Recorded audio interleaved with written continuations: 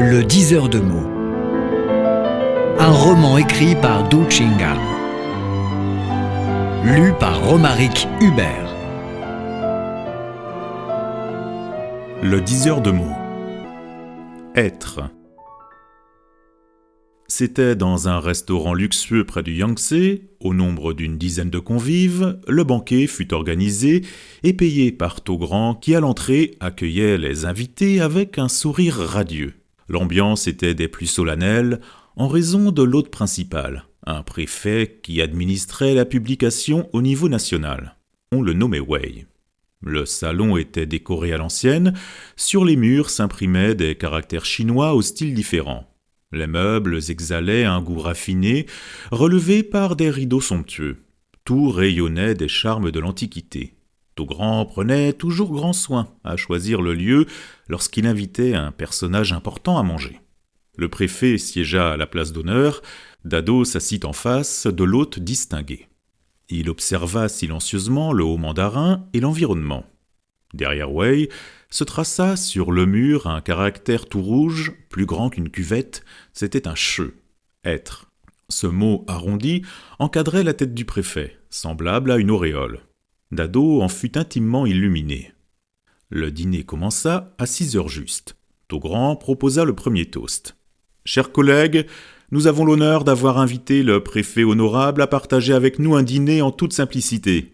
Ici, tous, nous devons énormément à ces sollicitudes généreuses.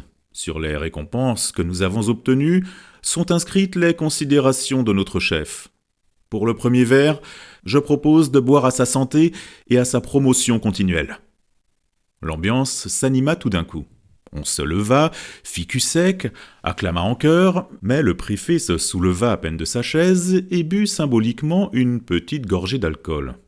En effet, le repas n'était pas du tout simple. On avait servi du homard thaïlandais, du saumon japonais, du bœuf australien et de la soupe Renchen pour chaque personne, sans compter l'alcool Mao Tai qui coûte 2000 yuan la bouteille. Commença alors le bavardage à bâton rompu. Les autres convives étaient pour la plupart directeurs de maisons d'édition ou rédacteurs en chef. On nota 2 romanciers, tous étaient hommes de lettres chargés de tenir compagnie au préfet. On tenait un langage soutenu, teinté d'humour, parsemé de compliments, de belles citations et de plaisanteries appropriées. Lorsque le préfet parlait, il prédominait, interrompant souvent les autres pour promulguer ses propres remarques acclamées à propos. Les directeurs et rédacteurs cherchaient à lui plaire de différentes façons, bien que leur sourire soit parfois un peu glacé sur leurs visages avenants. Ayant bien bu, le préfet déclara « Chers amis, chers frères, un bon chef a toujours besoin de 3 auxiliaires dévoués. Si je mène bonnes affaires, c'est grâce à vous, à votre soutien énergique. Les jours sont longs, continuons de conjuguer nos efforts et cherchons à apporter une plus grande contribution à la grande cause de la publication en Chine. » Ces propos bien placés révélèrent en lui un personnage intelligent, franc et fraternel. À dire objectivement, les hauts mandarins en Chine sont des êtres exceptionnels par l'intelligence et par la capacité, sinon ils ne parviendraient pas à cette position si convoitée et disputée. L'un après l'autre, les subalternes quittèrent leur place pour porter à titre personnel un toast au préfet. Le demandeur but un petit verre d'un seul trait, le préfet garda son style sédentaire, se contenta d'humecter ses lèvres. Les chin-chin s'accompagnaient de bons souhaits pour la promotion et de mots d'esprit. Les moments de jubilation se succédèrent. À table, on compta encore une femme écrivain, jeune et belle, surnommée Star Nouvelle Vague. Chez elle, on ne détectait pas la brillance propre à une auteure originale, mais elle présenta une allure gracieuse et tenait des propos adéquats. Lorsqu'elle proposa son toast, le préfet prit la peine de se lever et arbora un sourire aimable. On passa à la lecture voyante. Togrand recommanda en toute hâte son ami d'enfance. « Cher préfet, je vous présente Dado, célèbre professeur de l'université de Jiangdu. C'est un savant au talent particulier. Il sait décoder les mots en voyant. » Le préfet jeta un œil furtif sur le diseur de mots, ne parut point intéressé, il bredouilla quelques mots, continua de chuchoter avec la jeune écrivaine ravissante. Dado se retira par une automoquerie, reprit la causerie avec les deux romanciers.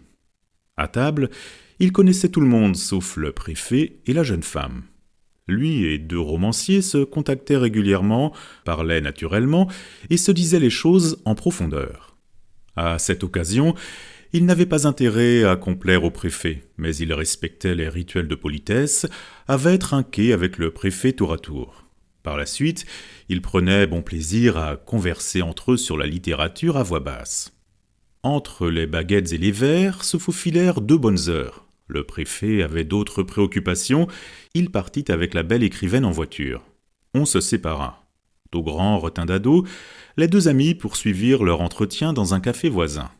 L'auteur se plaignit. « Ce soir, tu n'y as pas mis du tien. Je t'avais prévenu et demandé de chercher à dire un mot pour le préfet, de le réjouir par une promotion, mais tu as esquivé comme une anguille lorsque je te poussais en avant. Tu ne m'as pas aidé à animer l'ambiance. » Dado répliqua. « Tu le sais bien, pour la lecture voyante, on tient compte de l'affinité. Je n'aime guère ce type. Tu l'as sans doute remarqué, au début, lorsqu'on porte le premier toast tous debout, lui seul reste assis, parmi les convives. Certains sont plus âgés que lui, cette insolence dépasse la limite. La modestie rehausse l'homme. J'ai connu des mandarins plus haut placés sans jamais voir un tel culot. Tu te souviens, un jour, Deng Xiaoping rencontre sur le sentier un vieillard de la campagne. Il le salue le premier et l'aborde cordialement. Ce préfet, lui, se prend trop pour ce qu'il n'est pas. Il n'ira pas loin dans sa carrière. Togrand insista. C'est comme ça le milieu officiel. Sous le toit trop bas, on est obligé de se courber. Lao Wei a le bras très long.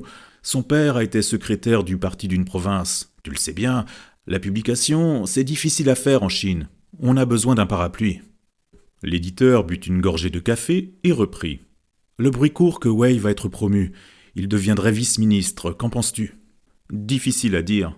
Je n'avais pas dérogé à ma promesse. Une fois passé à table, j'ai commencé à lire pour son compte. Un présage m'avertit que dans le milieu mandarinal, la porte de ce type-là est condamnée. Il lui arriverait même de fâcheux contretemps. « C'est vrai ? Mais comment ?» interrogea l'éditeur à la hâte. « Tu n'aurais pas remarqué, derrière le préfet, couche un mot éclatant, « che ».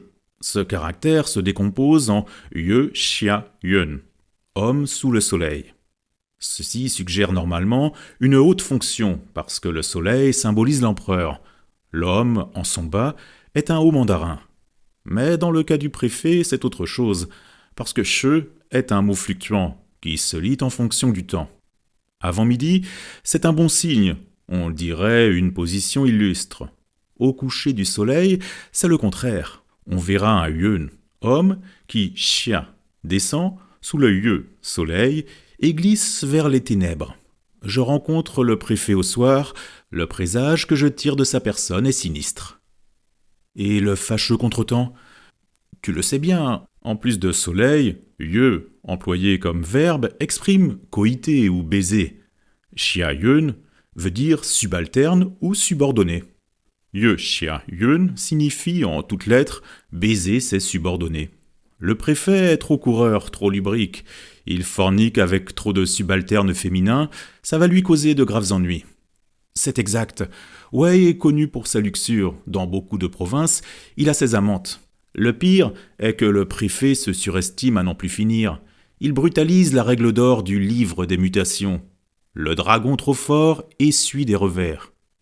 Lao Tzu dit aussi « À l'extrémité, on court à son contraire. Les choses mûres s'inclinent. » Dans la vie comme dans le milieu officiel, on a parfois besoin de cultiver la faiblesse et de privilégier le recul. Un pas en arrière peut déployer un horizon plus large et préparer un grand bond en avant. Le préfet est tout à fait étranger à cette sagesse. Togrand sourit. En plus de voyant, tu es un philosophe dans la lignée taoïste. Je n'ai pas encore fini.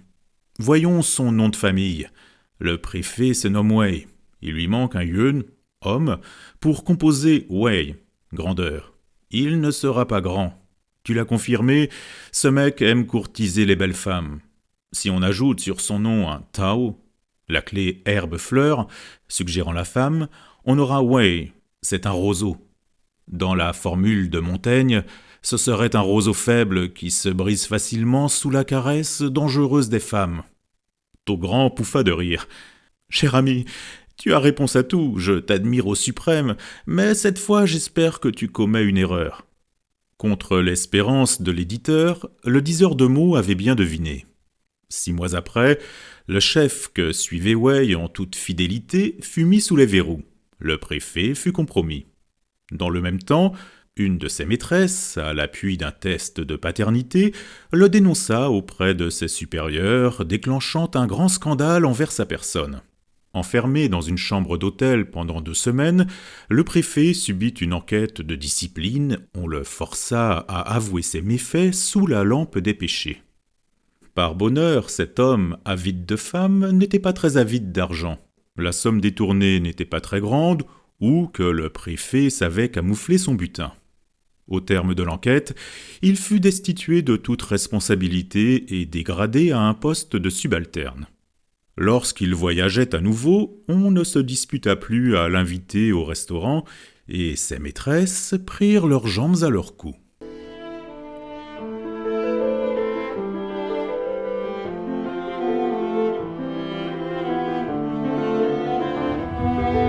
Le diseur de mots. Un roman écrit par Du Chingal.